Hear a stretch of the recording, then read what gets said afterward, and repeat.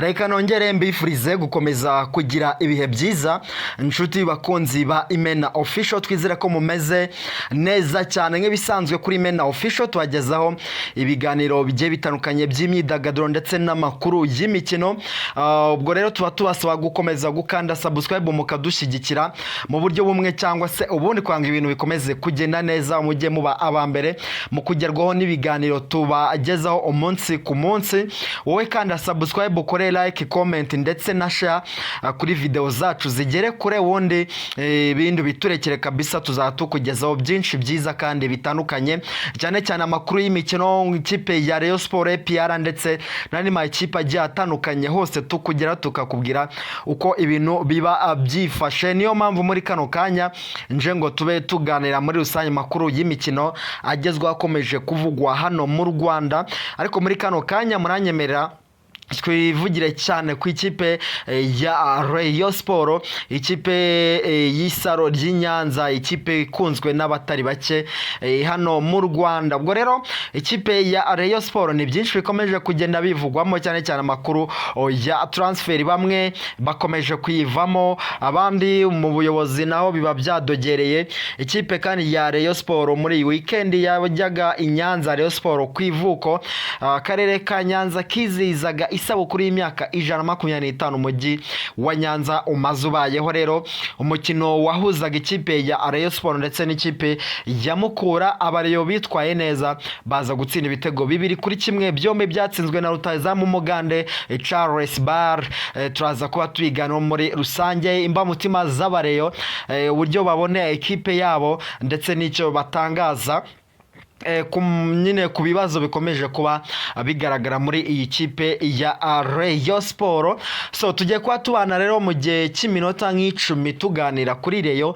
It's better ko wigira hino tukaba turebera hamwe muri rusange n'ibiki bikomeje kugenda bivugwa muri iyi kipe. So ikipe rero ya Rayon Sport, ndabanza mbaganirize ku bibazo bikomeje kuba cyangwa se reka duhere muri iyi weekend nyine Rayon Sport kwivuko. Barazi ko Rayon Sport n'ubundi yashingiwe Inyanza, n'ubundi ni Nyanza, ariko yagezeho nyuma iza kwinjira mu mujyi wa Kigali mu rwego rwo kugira ngo yikurure abafana cyane ndetse inakora ibintu biri modernized, bifitemo nyine akantu kubusirimu cyane, niko nabivuga.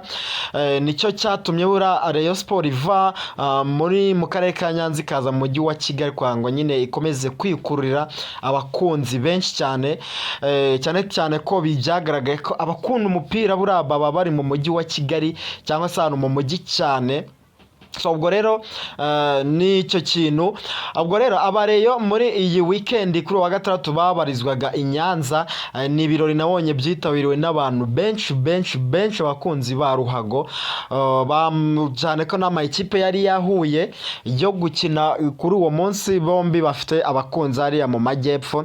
Ubwo ndavuga ikipe ya Rayon Sport, mvuge n'ikipe ya Mukura. Umukino waje gutangira, so amakipe yakina umukino mwiza. Cyabaye ikibazo cyari ikibuga bakiniragaho, naho ubundi ibindi byose babikoze neza cyane.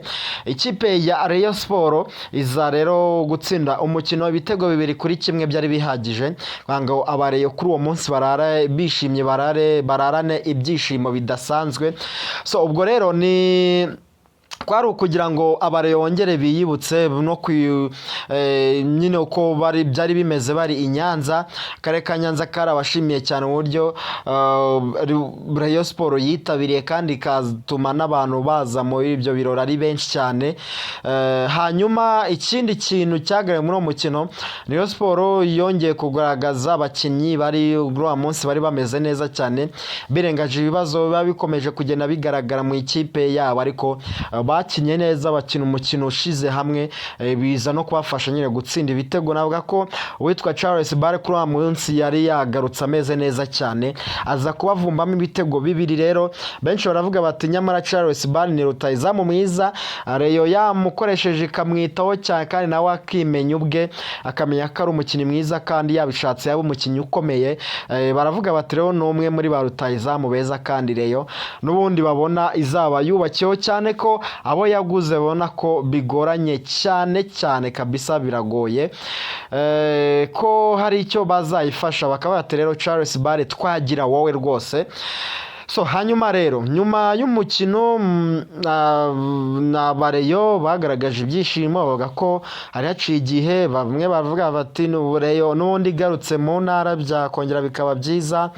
Ibyo ni ibitekerezo by'abafana ariko nta wamenya, ariko sinzi ko mu ntara ariho ibibazo byakemukira. Ahubwo reyo icyo igisabwa nuko bakicara bakaganira bakareba muri rusange ni iki kiri gupfa, ubundi ibintu bamenya bakabicoca bakabishaka umurongo, ibintu bigakomeza kugenda neza nta kibazo.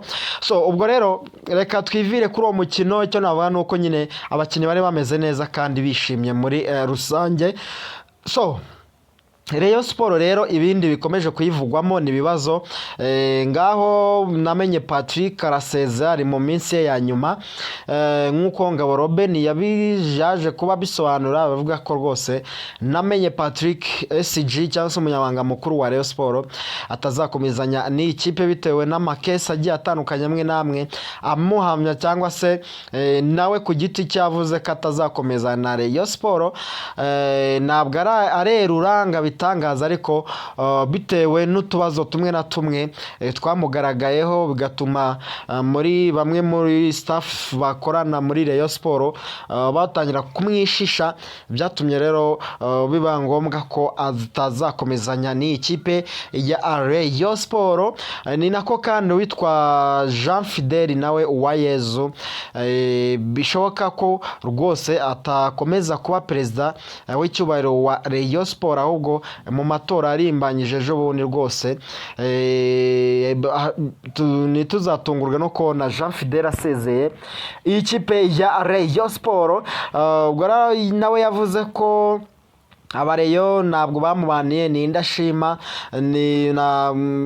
ni bareba nyine ibikorwa byinshi yagiye abagezaho, cyo bashaka ati ni igikombe, nawe akaba ati yega igikombe kiba ari cyiza kandi cyerekana, cyongera gushyira abantu hamwe bakunga ubumwe, kikanerekana ko inyene ikipe ifite intumbero, ifite n'icyerekezo. Atari ko mu gihe kitaraboneka ibintu bisabwa kwicara ukabyiga ukanabitegura. Ati rero mu gihe bitaraboneka si ngombwa ko abantu bakuvuga nkaho kuva winjira mu ikipe nta kintu kizima ntacyo wabafashije. Mu by'ukuri ati ni byinshi nabagejeje, ariko nimba batanyeneye nzavaho, ntabwo nzirirwa impangana cyane, utazanora zabireke, nanjye navuga ko ari wo munsi wanjye wa nyuma nzaba ni kumwe n'Abareyo, kandi ndabizi ko muzankombora. Abareyo bacu bakavuga bati rero yego nta gikombe yaduhaye, ariko kuzongera kubona undi mu perezida wihanganira ibibazo bya Rayon Sport ihoramo, ugira ngo uyu munsi byakemutse ejo bikaba byadogereye, bizatugora. Twahute rero tugize amahirwe twakicara tukaganira nawe, tukareba icyo twakora, amafaranga akiyongera, natwe mafani club tukaya tuyitangamo, tuyishakamo tukayatanga, tukareba ko Rayon Sport yakongera gusubirana ikaba ikipe nziza kandi nzima itsinda. Nuko ibintu bimeze. Ubwo rero amakuru ya transfer yariyo nyarukiyemo yitwa Haruna Niyonzima, we yamaze kuba atandukana n'iyi kipe. Nta kindi yayizijije nuko amafaranga yaro kirituma bamuguzeho bamusezanya ko bazayamuha mu gihe gito kidatinze rwose. Ariko Haruna Niyonzima nyuma y'iminsi 52 tegereje araheba amaso ahera mu kirere, yahisemo rero kuvuga ati rero reka njyewe mbe ntandukanye n'ikipe ya Rayon Sport mu gihe gito cyane rwose. Yamaze kuba atandukana n'iyi kipe, biravugwa ko rero yaba agiye kwerekeza muri AS do Kigali. Bavuze bati rero ubwo uguye reka twe tugusame uze ayo ushaka tuyaguha, ariko tubera umukinnyi. Ubwo rero Haruna Niyonzima wamaze gutandukana na Rayon Sport arerekeza mu ikipe ya AS do Kigali, nta gihindutse na kimwe rwose. Nta kundi nyine kapiteni ati yego ndi legend meze neza cyane, amafaranga arara, ariko mujye muvugisha ukuri, mubwire umuntu ati amafaranga ntaye hari byagenda gutya na gutya na gutya, ariko nanone ibyo mumusezeranyije mukamakinga sure ko deadline mwamuhaye ijya kugera byarakemutse. Tunaho ubundi kuza nkakora nta kintu mabwa byaba ari ukunesha agaciro. Rero reka dutandukane ku mahoro, nerekezaho mbona ibintu bizagenda neza cyane muri rusange. So ngayo makuru yaragezwe hano kuri Mena Official, mukomeze gukanda subscribe, turabakunda cyane, mukomeze kugira ibihe byiza.